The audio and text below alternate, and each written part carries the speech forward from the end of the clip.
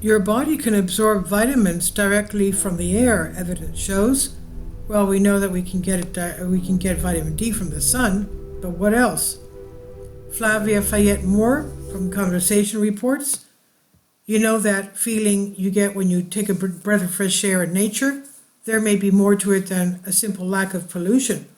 When we think of nutrients, we think of things we obtain from our diet. But a careful look at the scientific literature shows there is strong evidence humans can also absorb some nutrients from the air. In a New Perspective article published in Advances in Nutrition, we call these inhaled nutrients aeronutrients to differentiate them from the gastronutrients that are absorbed by the gut. We propose that breathing supplements our diet with essential nutrients such as iodine, zinc, manganese, and some vitamins. This idea is strongly supported by published data. So why haven't you heard about this until now? Breathing is constant. We breathe in about 9,000 liters of air a day and 438 million liters in a lifetime. Unlike eating, breathing never stops. Our exposure to the components of air, even in very small concentrations, adds up over time. To date, much of the research around the health effects of air has been centered on pollution. The focus is on filtering out what's bad rather than what could be beneficial. Also, because a single breath contains minuscule quantities of nutrients, it has not seemed meaningful. For millennia, different cultures have valued nature and fresh air as helpful. Our concept of aeronutrients shows these views are underpinned by science. Oxygen, for example, is technically a nutrient, a chemical substance required by the body to sustain basic functions. We just don't tend to refer to it that way because we breathe it rather than eat it. How do aeronutrients work then?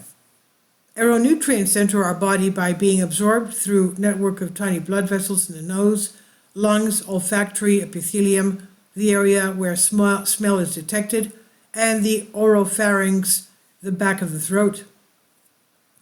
The lungs can absorb far larger molecules in the gut, 260 times larger to be exact. These molecules are absorbed intact into the bloodstream and brain. Drugs that can be inhaled, such as cocaine, nicotine, and anesthetics, to name a few, will enter the body within seconds. They are effective at far lower concentrations than would be needed if they were being consumed by the mouth, going into the gut.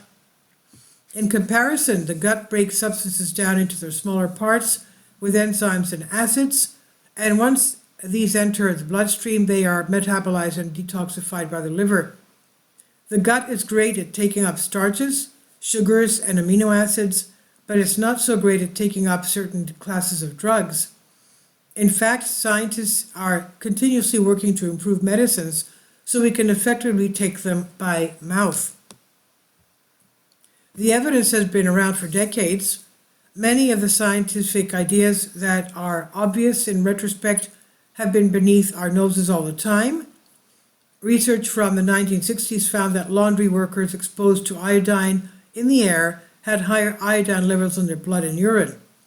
More recently, researchers in Ireland studied school children living near seaweed-rich coastal areas where atmospheric iodine gas levels were much higher. These children had significantly more iodine in their urine and were less likely to be iodine deficient than those living in lower seaweed coastal areas or rural areas. There were no differences in iodine in their diet. This suggests that airborne iodine, especially in places with lots of seaweed, could help supplement dietary iodine, and that makes it an aeronutrient our bodies might absorb through breathing. Manganese and zinc can enter the brain through the neurons that sense smell in the nose. Manganese is an essential nutrient, but too much of it can harm the brain. This is seen in welders who are exposed to high levels of air and have harmful levels of manganese buildup. The cilia, the hair-like structures in the olfactory and respiratory system, have special receptors that can bind to a range of other potential aeronutrients. These include nutrients like chlorine, vitamin C, calcium, manganese, magnesium, iron, and even amino acids. Research published over 70 years ago has shown that aerosolized vitamin B12 can treat vitamin B12 deficiency. This is super important for people who have high B12 deficiency rates, such as vegans, older people, those with diabetes, and those with excessive alcohol intake. If we accept aeronutrients, what next? There are still a lot of unknowns. First, we need to find out what components of air are beneficial for health in natural settings like green spaces, forests, the ocean, and the mountains. To date, research has predominantly focused on toxins, particulates, matter, and allergens like pollen. And next, we would need to determine which of these components can be classified as aeronutrients.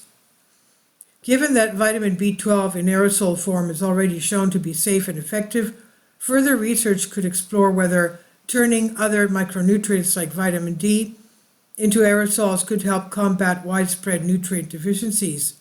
We need to study these potential aeronutrients in controlled experiments to determine dose, safety, and contribution to the diet. And this is particularly relevant in places where air is highly filtered, like airplanes, hospitals, submarines, and even space stations. Perhaps we will discover that aeronutrients help prevent some of the modern diseases of urbanization, and one day nutrient guidelines may recommend inhaling nutrients, or that we spend enough time breathing in nature to obtain aeronutrients in addition to eating a healthy, balanced diet. This is from the conversation under Creative Commons by Flavia Fayette Moore, adjunct lecturer, School of Environmental and Life Science, University of Newcastle, and Stephen R. Robinson, professor in psychology research, RMIT University, on Science Alert. Please leave your comments, and thank you for your support.